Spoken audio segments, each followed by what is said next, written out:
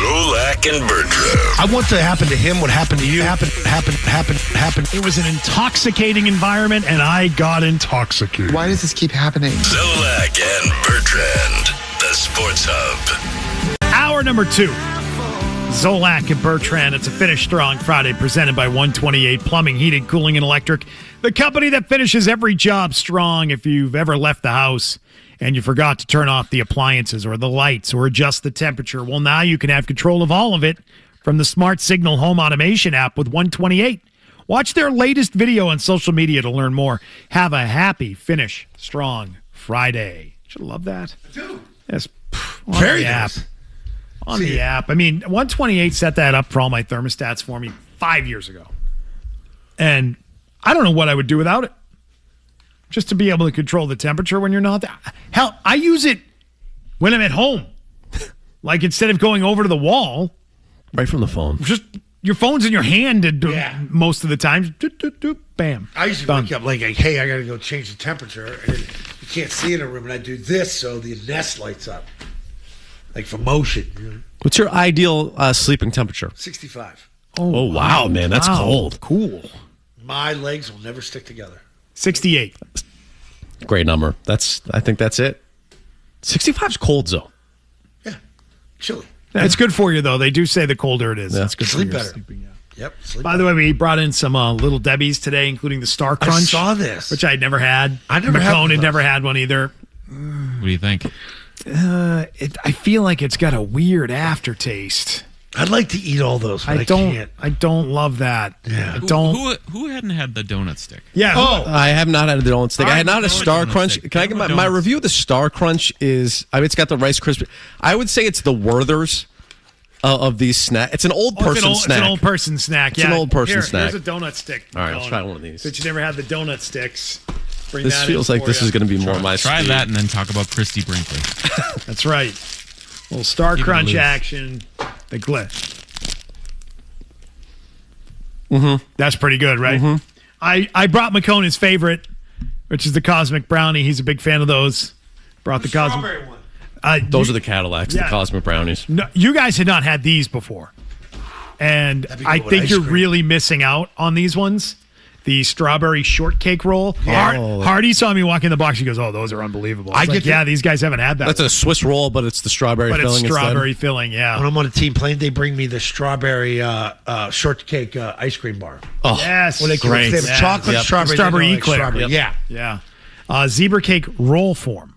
Oh, wow. Yeah. They had that. I didn't see the regular ones in there, so we. How about that, man? Technology now. Pick those So we up. had a little bit of rotating chairs this morning. Our guy Adam 12, who's big in the building, was on with Hardy and Fred in the morning. He's moving over to 105.7, going over there to help anchor that show. So out of the niceness of Cane's Donuts, they brought in about 4 boxes of these. I want you to feel how heavy this is. So take a look at these, folks. I don't think that had anything to do with Adam 12. I thought it had to do with the World Cup. Look at that. Look at the flags. Flags for the World Cup. Oh, flags? Well, whatever the hell they are. Other donut places come Those in. are Adam's favorite Other donut flags. places come in and take Favorite notes. countries. Yeah. Any other donut place, come in and take notes. This is how you do donuts. Okay? Canes can come in anytime. Feel this. Their coffee cake. Oh, my God. Yeah. Or the cinnamon roll. Those are donuts. Canes, you're always welcome You're here. not getting ripped off on those. Yeah. Tim's got donut sticks. He doesn't need it anymore. Like, you get this. The donut stick is delightful. Yeah. George, come in here and take these out, please. Put them back out there. The things you make George do. Well, Those way more than George, man. I want to get George on TV because he's my man, the people's champ. That box doesn't have a hole in it, does it? No. Go hold this box, Okay, George. good. Come on in, George. Get one, buddy. Fowler's going to have to blur this. Attaboy. This is my man, George. Look at it. Take a picture right there. Me and George. All right, George, get back in here. You smell good. Wow. These are heavy. Thanks for texting They me. are, right? Week. There you go. George was listening to the show, texting me during the week, helping out. I like that. Let's talk to Steve in Boston on the proposals being swapped in baseball. Hi, Steve. Hey, guys. How you guys doing? Hey, what's up, Steve? So, Beetle, you're absolutely right about the MLB, and this is actually going to be the future for all leagues. The data shows that 18 to 35-year-olds are not buying these subscriptions for stuff, for like sports. They have no interest. My kids don't even have interest buying that stuff. And the only way that this thing will work is if they have one app that you can watch all the games from that one location. And that's what MLB is trying to set up with this thing. And it actually is smart for them, because when you have games on like every other night on all over, you can't have people trying to search you on Amazon, Netflix, trying to find games. It has to be very, very easy to get to. And this is also partially on a tangent why the NFL is screwing up their viewing thing, because they're trying to go from a system of you were on Sunday for free to having you be on every night on multiple different platforms. They're going to run into this problem, the NFL, of people just why do I need to buy Amazon? Why am I going to buy? Yeah, this? I think it's a different fan base though. It's younger. Steve, what you're going to lose fans is the older baseball crowd. What Steve is telling you is that the younger generation is not willing to go there to pay and buy in on sports streaming. They're not doing it. Yeah, it's something they have no concept and they have no ability to do it. It's like a foreign thing to them. They'd rather watch it free on YouTube, just in blurbs, than watch the entire game. That's something you can't win. You can't win that argument with them. No. And I love it. I don't pay for streams. I don't pay for streams. But go ahead. No, I think what Steve's saying is that they're smart to try and centralize this in one place where you can get everything, but you got to pay for it, but you can still get everything. NFL Sunday Ticket. Simple. Where you centralize your sport just for the health of the fan base, to keep it engaged. You still have to get those bigger franchises on board, though. Like the NFL controls their TV packages right now. Okay, but you don't have to get them on board if you have the votes. If you're outnumbered and you are one of these teams, do you have enough teams that would put a block to stop it? That's the question. Are there enough big market teams in the league? I'm looking, across baseball, thinking, what are the big deals? We know that you have the Dodgers, Yankees, Red Sox with Nesson. Yep. Like those three franchises are going to scratch and claw. Cubs have a big one too. Cubs and Phillies have big ones. The Mets have a big one. Let's see. I mean, the Red Sox do. The Red Sox are one of the best teams for making money on TV for their market size relative to their market size. What we're just talking about right now, they're essentially you're either getting subscriptions with Nesson Plus or you're the director consumer. Like you're cashing in on that cable. I can name all the teams that are going to vote against the New Yorks and Bostons, and it's the Reds, the Rockies, Royals, Tigers, Twins, White Sox. How many did I name there? I'm up to 6. Rays, 7. Rangers would not. Pirates would be 8. Padres would be 9. Orioles, 10. Nationals, 11. Marlins, 12. Mariners, nope, they would probably stick with the big dogs. Guardians, 13. Giants, I think that's a no-go. Diamondbacks, 14. Cardinals do okay. They're kind of a middler. Brewers would be 15. Blue Jays and Braves would go with the big dogs. Athletics would be 16. Mm-hmm.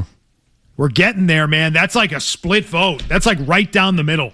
That's going to come down to one team or two flipping. So you're going to piss off all the big market teams in the sport? Yes, so it's going to be just going through it. Who has the big contracts? Who makes big money? I mean, the Blue Jays, they're owned by their TV network. The TV network bought the team. That's going to go right down the middle.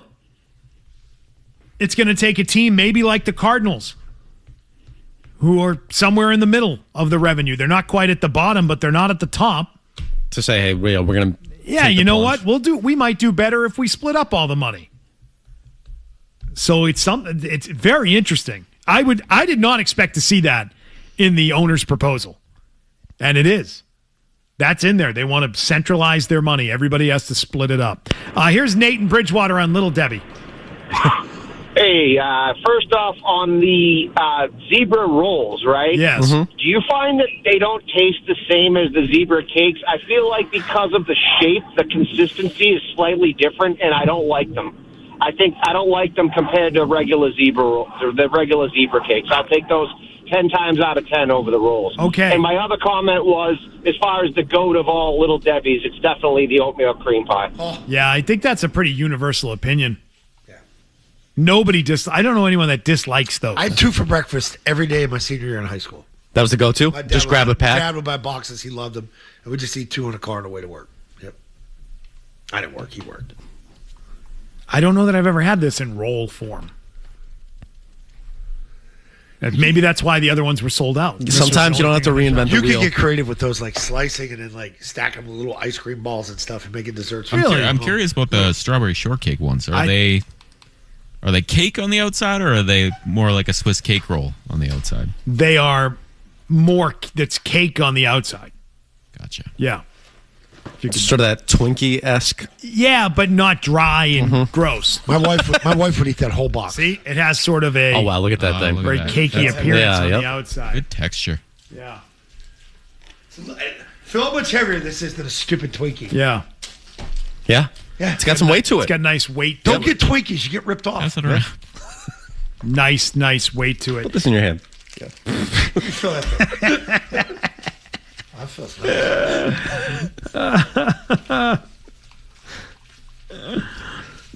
Let's talk about A.J. Brown. This is still being discussed. I can't believe it. Just get the deal done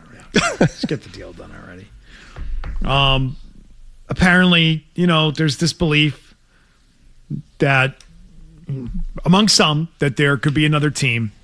Florio says if another team was in on him, we'd know. We'd be hearing it. And I think he's absolutely right. We'd know which team it was and what the hell that they were really in for. They'd be playing one off the other. And you'd be hearing that the player was, looking at condos there. I kind of agree with that. But Taylor Kyle's on A.J. Brown and a 2028 first-round pick. 2028, not 2027. Correct. We'll talk about it. It's all coming up. We're back with more Zolak and Bertrand on the Sports Hub. I don't know, because I don't think anybody's going to want to give up a first rounder next year for a receiver who is getting older, who does have knee problems that are probably only going to get worse as he gets older, who is not really approaching 30 yet. He's not quite there, but he's in his late 20s. And we even saw last year that he wasn't quite as explosive.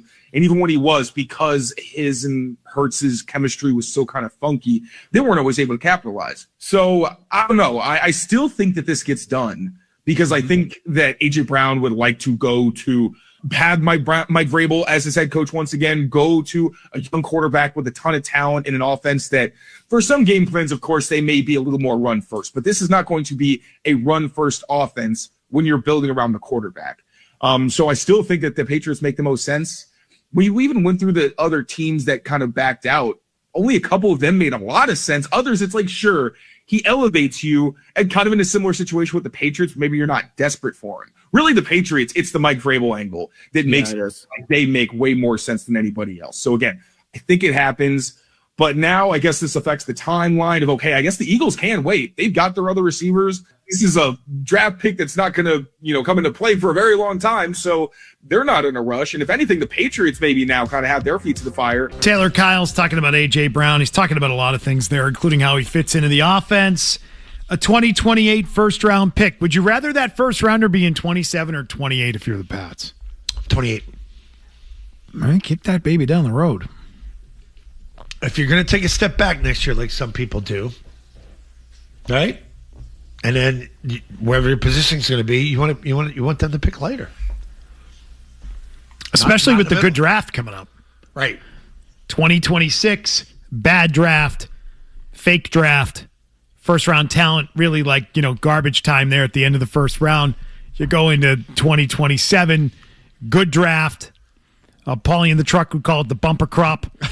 2028, who the hell knows? You can have it. That's the approach there. Is that what it is? Yeah, pretty much. What if he has one good year and then he's cashed? Yeah, it sucks, but what are you going to do? You were making the trade for no matter what. Just say 2 really good years, and then he gets cashed. So it's Randy Moss 2.0. But he's not going to come here and break records the way Randy did. Randy was special. But You got 2 really good years from Randy, and then he started cashing it in year 3, and then that was the end of it. And if you're a contender and you go to the divisional round or even the AFC title game, that's worth it. What year did Moss get traded? I was doing a draft. Going in. No. I mean, when he got traded to Minnesota out of here. 10. That was 2010. He actually had 3 good years. It was in the 4th year. It was 7, 8, 9. Oh, okay. Yeah. 10 was when Gronk and Hernandez take over and they ship him out. Yeah. Down in Miami. Didn't he get into a blowout with someone in Miami? Miami. Start crying. Yep. Weight of the earth. That one? Well, Earth on his shoulders. Earth on his shoulders. Sometimes you just want the owner to slap you on the butt and tell you you're doing a good job. Yep. Were you in the room for that one? Yes. What was your reaction there? Oh. Were you asking the first question for Channel 4 that day with Grabbed this phone here and went, bye-bye. Just called out Bill the owner. Oh, God. See you later. Yeah, I think, if you're making the deal and it's only 1 year, well, if it's only 1 year, you're still trading away next year's pick anyway. You wouldn't know it at that point because you'd still have the expectation that he comes back and he's playing well. So I get what you're saying. It'll sting a little bit when you get there and you don't have a good A.J. Brown anymore, and you're like, oh, there goes our first round pick. Cost of doing business, man. Yeah, it's a risk. It's a definite risk, but this is what you got to do.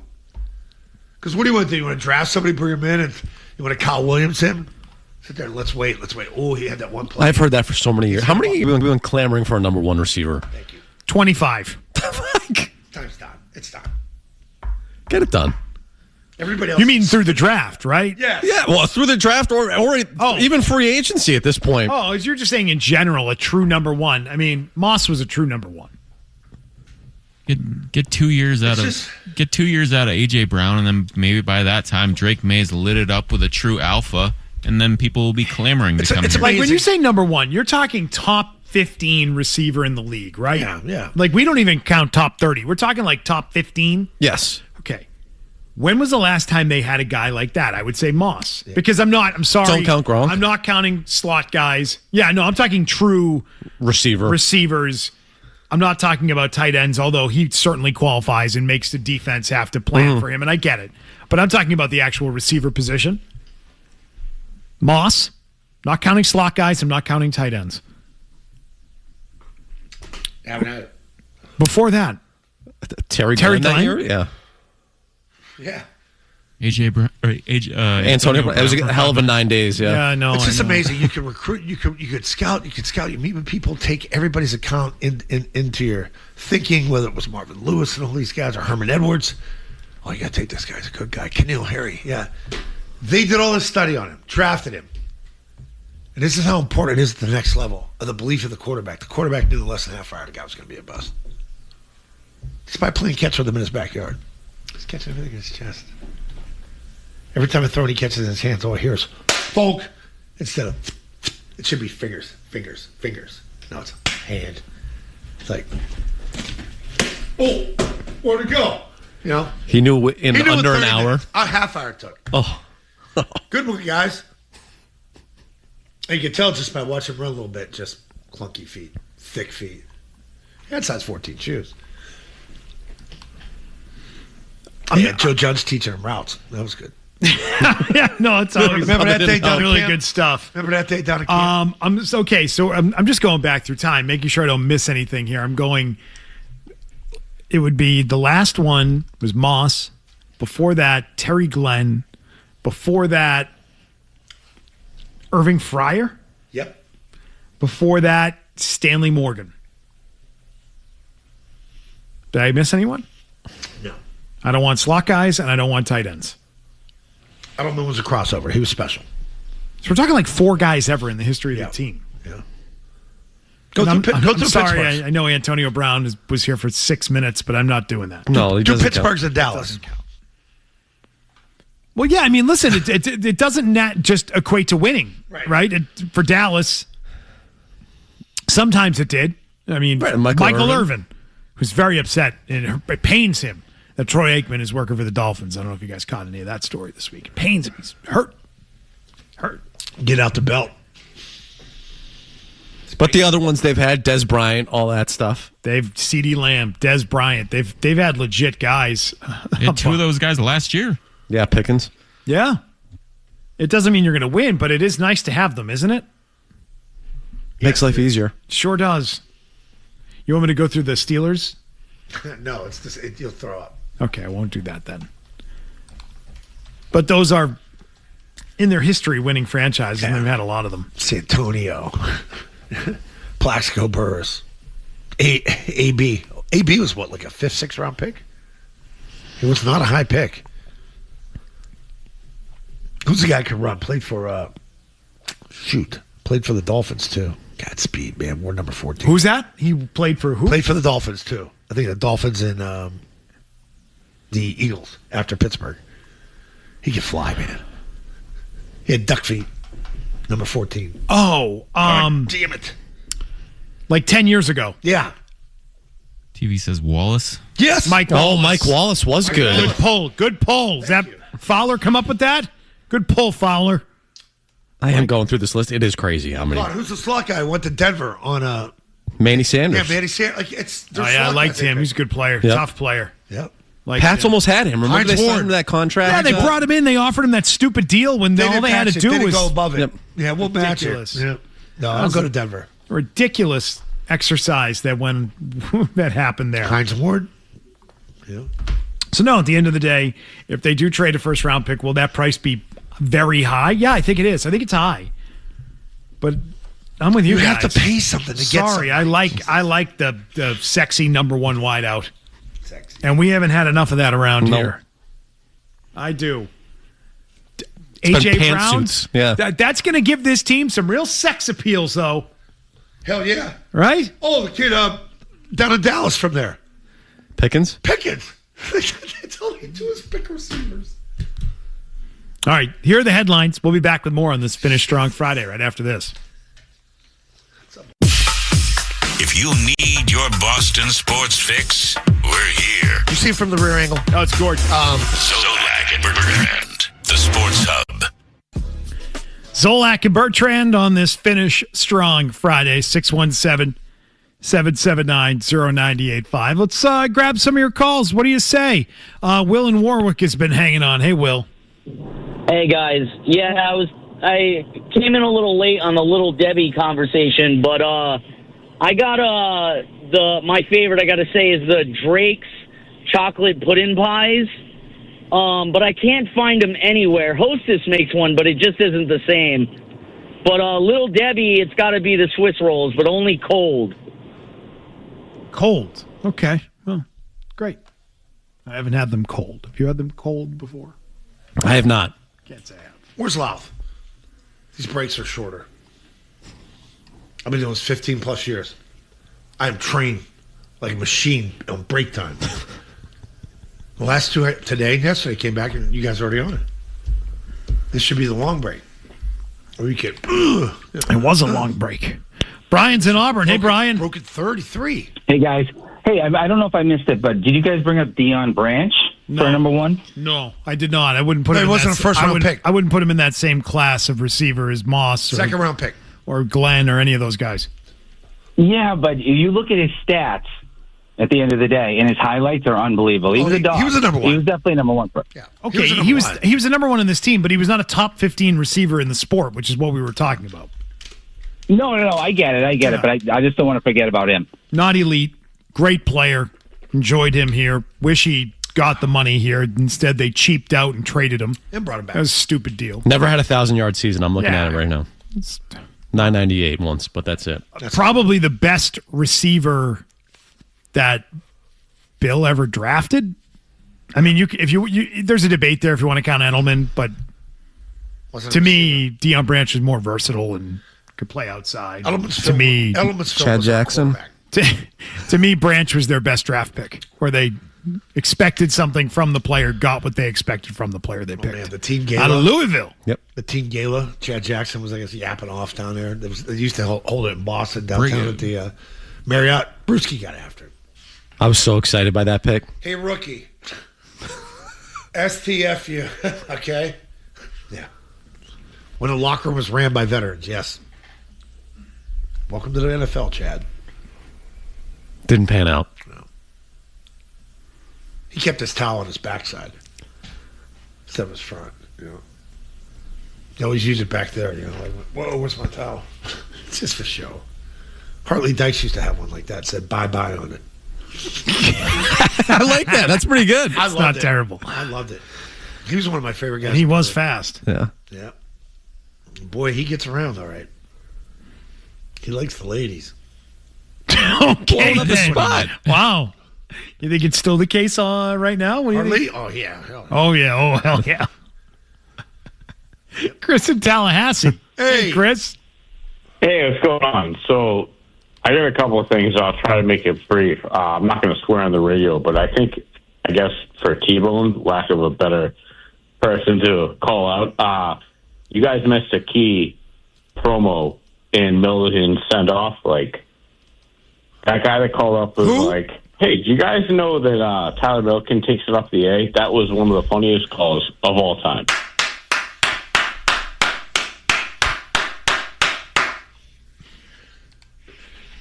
Friday, baby. Let's go. We liked the other ones. Jared, don't call us. Who's the one that called Arcan? Yeah, that was... Those are the good Supposedly ones. he hasn't been called that over at the other place yet. Really? Crystal clear here. It's almost like it's so good. Does that clip exist? Did The we Arcan save one? that? Oh, No, the Milliken the one? Milliken one. T-Bone's like, yes, it does. Yes, it does. My ringtone. It's my ringtone. The Arcan was so good, it was like you almost didn't want to dump it. It was like so spot. Oh, God.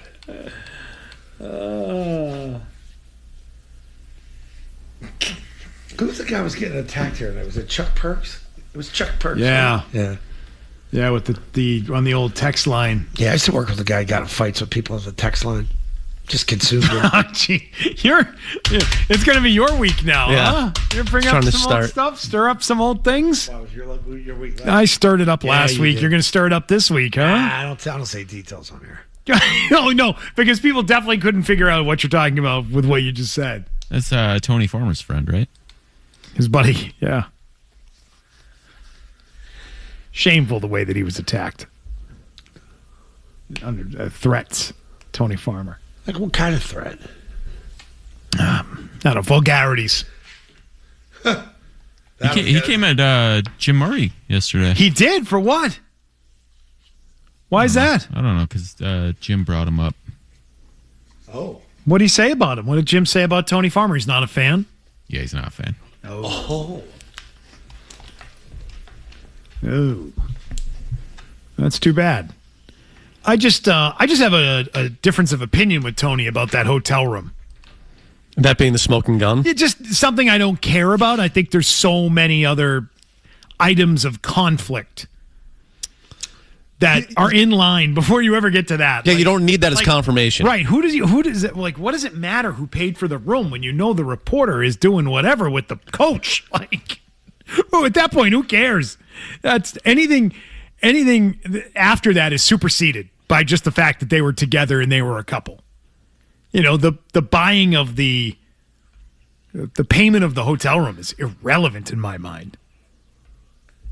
There could have been 30, 40, 50 hotel stays over the years. You have no idea. Do you know how good those hotels smell when you walk in there? Oh, beautiful. Out of Arizona. Yeah, oh, nice. my God. Nice. It's like walking the Omni there. I'm like, oh, I'm going to stay here. Like, obviously, there is a massive conflict of interest here. And there is a story there about her vote for Coach of the Year, her vote for anything that would have been tied to him over the years, anything. Reporting on his teams or free agents or trades. I mean, there's a mountain of evidence that you can look at and say, well, that could have been biased. That could have been reported a certain way to benefit Mike Vrabel. Like that already exists. I don't need to know who paid for the hotel room to know those things. That's all. That's my disagreement of opinion. Cash. On opinion with him. What? Paid cash. No, I doubt it. I doubt it. I doubt that's how it went down. But now Big Jim's going, come on. Farmer was a light at a dark time when the story was not getting coverage. And he was sleuthing and putting pieces together. Look at you trying to mend fences. That's nice. Well, New leaf this week. For me? Yeah. When did I? You were tearing down fences last week is all I'm saying. Right. Yeah, now you're building them up. Complimenting Farmer. Threw me into the bus. Tearing down walls, now he's building bridges. I'm complimenting Farmer on Beautiful. this. Greg Bedard had a great line of questioning in the press conference with Vrabel this week. Wow, yeah. I thought Vrabel's answer to him kind of sucked. He was like doing his thing where he kind of tries and cuts the reporter off, which is always his thing. And he gave him an answer about third day of the draft that kind of sucked. Maz was all over that yesterday. Diminishing the third day of the draft. I said at the time, and I thought Hawley had an interesting line yesterday that I think flew under the radar in his time filling in on Felger and Maz yesterday. What did he say? He said something along the lines of, Elliot Wolf is not the kind of guy that you just want to trust to not take your job.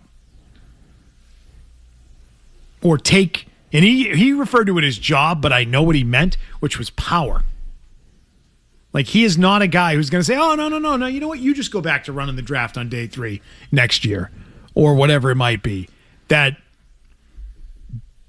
there's definitely a shift in power as a result of missing that time around the draft.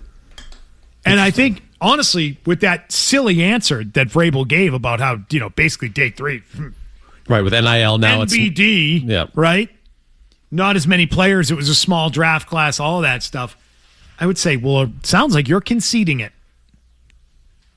Not only was the power being taken away, you're now conceding that power, whatever it was, that I thought there was a ton of, we blame Vrabel now. We credit Vrabel now. Maybe not after the way things went down in that draft. Great spring for Elliot Wolf. Great. But it brought me to another thought. It brought me to another thought that I don't think has been explored enough or even just brought up as an idea or a thought. I had a thought listening to all of this yesterday. We'll get to that coming up. After this on Zolak and Bertrand. Hey, did you guys know that Tyler Milliken takes it up the... Zoe and Beetle are back with more. Power class of New England. Yep. On the Sports Hub. Overrated. Yeah, you don't like it? No. Too whiny. Too red whiny. No. Really? A little reggae, you're going to drink red wine? You want a cerveza? You want a drink in a coconut? Hey, you know what? I'm on the beach. I'll have a glass of hot red wine. When have you ever ordered red wine on the beach? Feels good to me. Come on. Does he say he's on the beach? Who? In this song? Well, where the hell do you think he is? You know whose song that is? Bob Marley's? No. UB40 remade it, right? Yeah. It's your guy, Who? My God. Sweet Neil Caroline. Diamond. Neil Diamond. Yeah, it is Neil Diamond. Yeah. He's got some bad songs. So not a Neil Diamond guy. Oh, I am. Coming to America, yes. You used to play that going over the like Chesapeake Bay or something. Hello, yeah. Hello, my friend. Hello. Isn't that what you did? On the bridge? Cracklin' Rosie, sing me a song. Yeah. We're coming to America. You don't like this better, do you? Yes. Oh, no. The reggae formed it. Yeah, that was UB40's deal. Yeah, sort of, we mentioned that in the vein of Bobby Bloom yesterday. Yeah. Bobby Bloom. UB40, Bobby Bloom. Yeah. Same vibe. Coming to America today. What did I tell you I was going to... Oh, thought. Here's a thought. There's a thought. I got to get back to the thought. No one's brought this up. How do you think that everything that's gone on with Vrabel in the offseason is playing with all the people around him? I'm not talking about players. We've talked so much about players, messaging, how that messaging is going to land, how he's going to deal with players on telling them to stay out of headlines and, do all the right things, make good decisions at home and at work and all that stuff. Yeah, so I think it's going to be... How about all the, and I'm not talking players that are a lot younger than him. Right. What about his peers? Coaches. What about other coaches on the staff? Scouts. What about scouts? What about front office guys? What about any of those people that work there and are just trying to do their job and do the best that they can be to make the team better? I think he's probably and had it's to like, have. oh, we got another added layer of pressure thanks to you and the reporter. Yeah. I don't know. I'm just spitballing here. I think he's had to probably have about 15 or 16 different conversations with different individuals. That's a lot. Because that's a lot of people, right? There's a lot of people that work there. You have different levels of guys. Like, who's the first guy I always mentioned? Stretch. Stretch probably knows all the details. Like, hey, dude, this is what happened. And there's some coaches that are more distant, where it might just, hey, you work for me and this and that, and I'm not going to give you more information. I think it's different with each individual. It's a relationship thing. You two guys would know more of something that I would have done. And I've said stuff to our breaks, like, hey, this happened and that happened, because I trust you. It's your inner circle. I wouldn't tell everybody in the building it. Right, but does it change the dynamics for a guy like Josh McDaniels? We interviewed him at the Super Bowl. He spent 20 minutes talking about how this was his favorite year of football ever. And I've had so much fun. And is that dynamic different now? I don't think so, based on what we saw, but you never know. I mean, Breer had the report that a couple weeks it wasn't the same Mike Vrabel at the start of that thing, which is understandable. But does it come around and now all of a sudden it's just business as usual? Oh, it looked like a different Mike Vrabel at the start back 2 months ago. Sure, absolutely. Yesterday looked like the closest thing we had to football Mike Vrabel that we've seen. That feels like you're turning the page to get the football. I don't know more you can talk about it. Unless something else comes up. But I don't know how you're going to ask him any more questions about it. I don't blame Mike Vrabel if his personal life is impacting his professional life, right? That's human. That happens. I'm wondering if the people around him resent him for it. Like, oh, great. No, Mike's in a bad mood today because, something popped up on TMZ again. Or Dianna Russini finally talks. And so now he's short with everybody. Or he's guarded with everybody. Or he's just not acting the same with everybody. And that's tough when you're the boss. It's tough when you're in charge. Yeah. Because people need you. They need to rely on you. You're who they look up to. Yeah. You're a leader. Yeah. And you say 15 or 16 different conversations. I'm just saying, which is probably true. Are any of those people pissed off? Like, I can't believe we have to do that. I can't believe we have to deal with this. I know. Like, it's hard enough doing this job. Yeah, it's hard enough. You know what's really not a great spot? It's not a great spot to be as good as they were last year and then have these inflated expectations about what they are.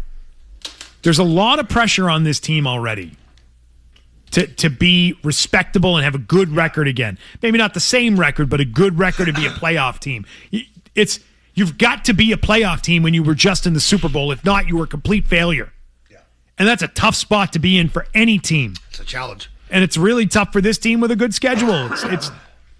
It's challenging enough to continue to be good year in and year out in this league. And I think this adds an element of, that the coach is feeling pressure to win, to prove to everybody that nothing has changed. That I am the same guy, and that's not getting in the way of anything to do with football. Great. And I think the guys that are going to be able to make that happen for him are all his coaches. All the guys that work under him. If there's going to be a great sense of normalcy, it'll be because all those other assistants are doing it the exact same way that they were doing things a year ago. Yeah, I've talked to 2 people in the building since this all went down. They said he's the same freaking guy. Like yesterday, 1 minute early this press conference. Like it's that everybody's got to be on point again. Same thing, same routine.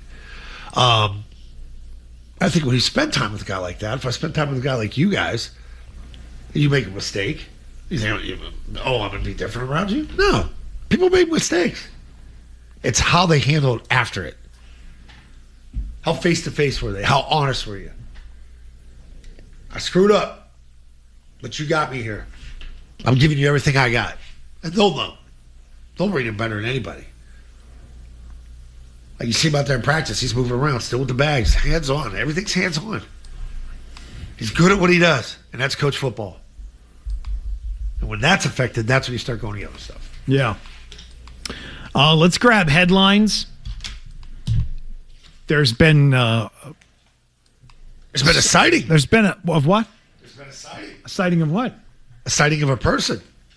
Oh, what we were talking about off the air? Yeah. Gerard Mayo has found work again. Gerard Mayo employed once again. Where? you may ask. You asked me a question a long time ago. Question? Yeah, you asked me a question. I think it was a statement. I know. I think you actually made the statement. I backed it up. I backed Yeah. it up 100%. I think we're both right here. Oh, we nailed it. We nailed it. We're ahead of it. We nailed it. I said it in October of 2024. I said if Gerard Mayo is ever fired or is fired this coming offseason as Patriots head coach, now, this was real early in the process, I said he's done. He's never going to coach again. You watch. And it looks like that might be the case. You have it in the headlines, McKone, or would you need me to deliver that for you? No, you deliver it. I'll be happy to do it right now.